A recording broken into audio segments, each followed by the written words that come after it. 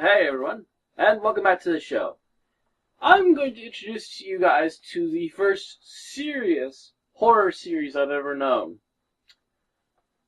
For at least my birth through horror, I initially did come into horror by seeing the movie The Gate. However, after that I don't recall much of seeing horror movies. That is until back, I believe, in the mid to late 90s, I found out that the channel Sci-Fi was airing a show called Kolchak the Night Stalker. Kolchak is a interesting little show about a newspaper reporter who keeps bumping into the supernatural and having to fight them off in order to save his life and the life of others around him. However, what I did not know at the time was that this TV show was based after two movies made for TV, all of it starring original cast members who would then later again appear on the show. So, let's get into it, shall we? Credits!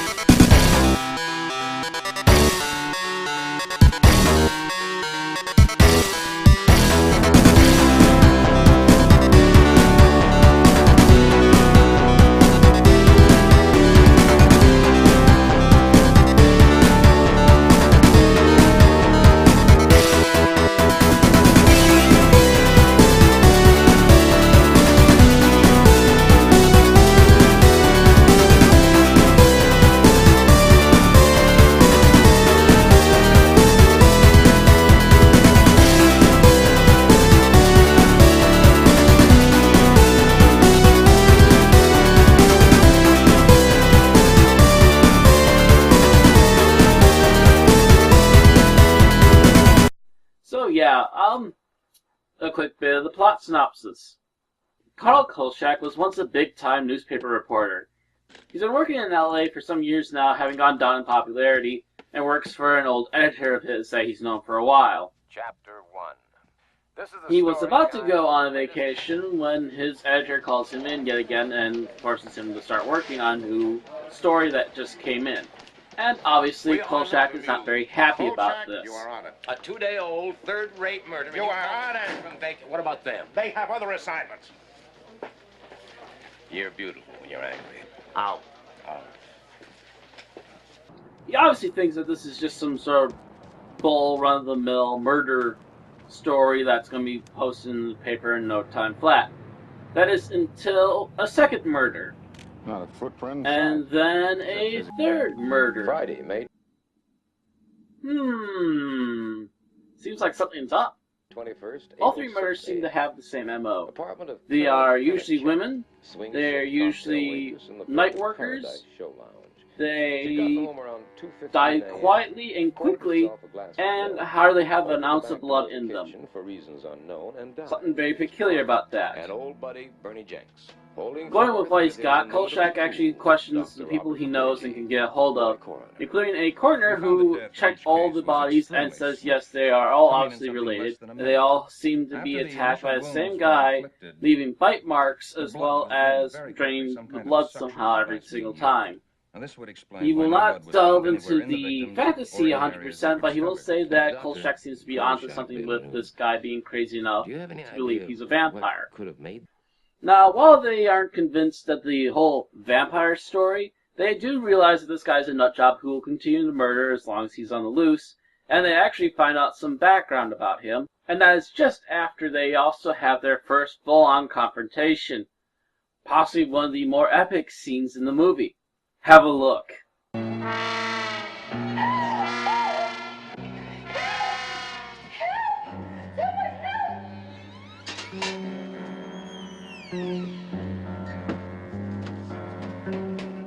He's in there.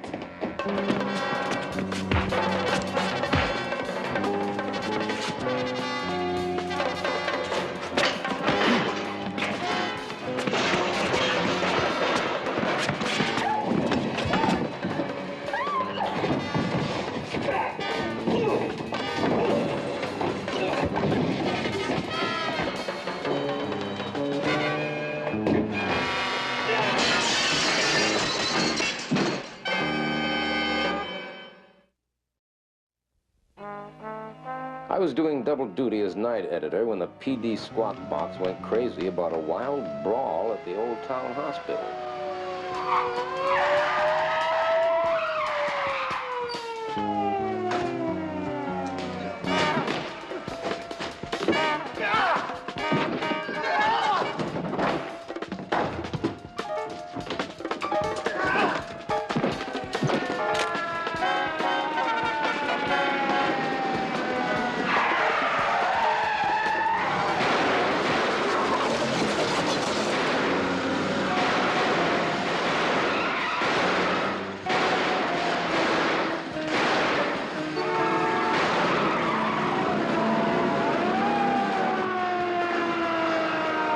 Jesus, someone could have gotten killed there.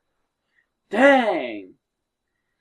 This has got to be one of the few stunts I've ever seen in a made-for-TV movie that made me just go backwards going, really? Because it was a very risky little stunt right there, and it actually pays off for them.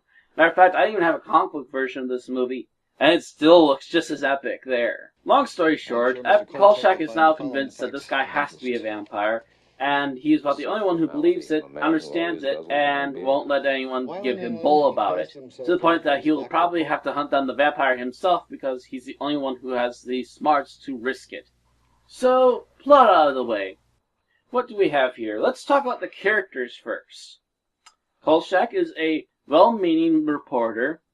He hates being censored, and he hates being told not to publish things that he believes to be real.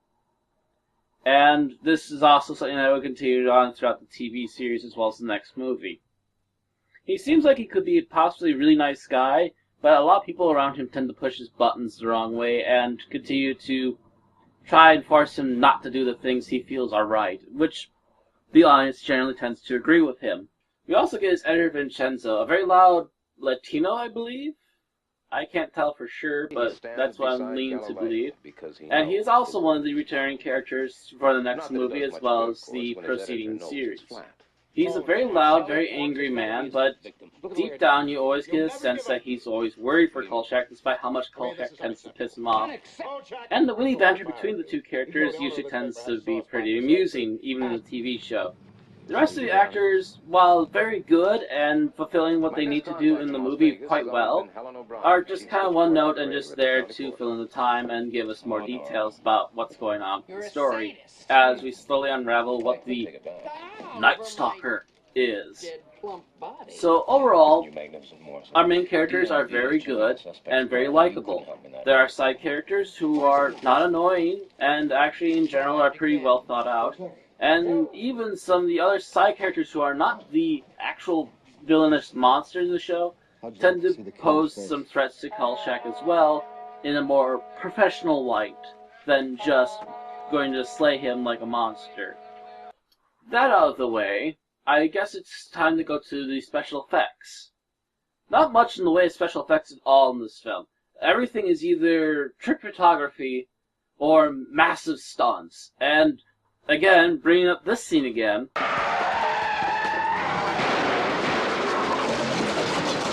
There are some freaking huge, risky-ass stunts in this movie, which pays off every single time they do it. The rest of it just seems to be cinematography and very good camera work, as the director obviously knows what he's doing behind the camera. The film actually feels far better than your average made-for-TV movie, which helps move things quite along quite nicely despite the obvious age of some of the fashions these characters are surrounded by. Yeah, 1970s, we hit you again. But anyway, that out of the way, we also should talk about the music. The musical score, while not all of it is an extremely catchy melody at all, it still sets the mood perfectly and would also be constantly reused for the next movie as well as the TV series. So they make some really good music. It's not the catchiest thing you want to play at any time, like say a good action piece or anything, but it is a very good horror theme and quite nice on the ears and a little 70s-ish, if you will, mixed into the mood. So overall, a little aged maybe, but still very good music, and it really works with this movie. So all in all, this is probably one of the lesser known horror movies made in America, yet it spawned off so much. It made a second movie for TV, it made a TV series that lasted 20 episodes, it also made a remake TV series, which I have not watched all the way through, but it is interesting and was made by the guys who made X-Files, who are also fans of this movie and these shows. So, take that as you will, but apparently a lot of people think this is a pretty awesome series. So, it's worth a watch, especially this movie. It usually comes in a double pack with The Night Strangler. So I'll have to start reviewing Night Strangler one of these days, too. Stay tuned for that. In the meantime, watch Night Stalker and enjoy.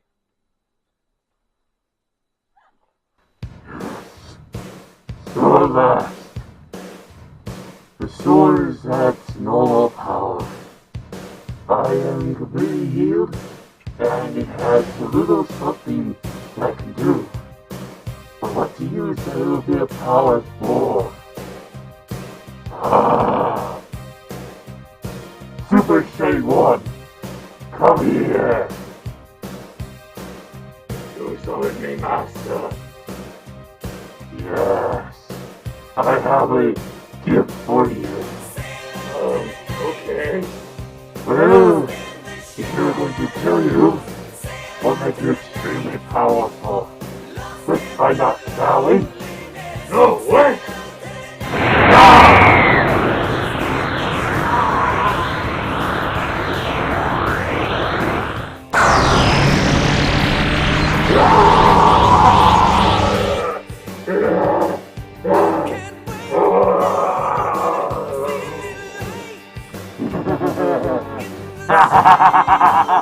Yes!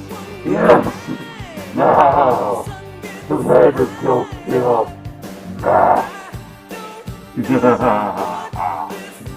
At last, we shall begin.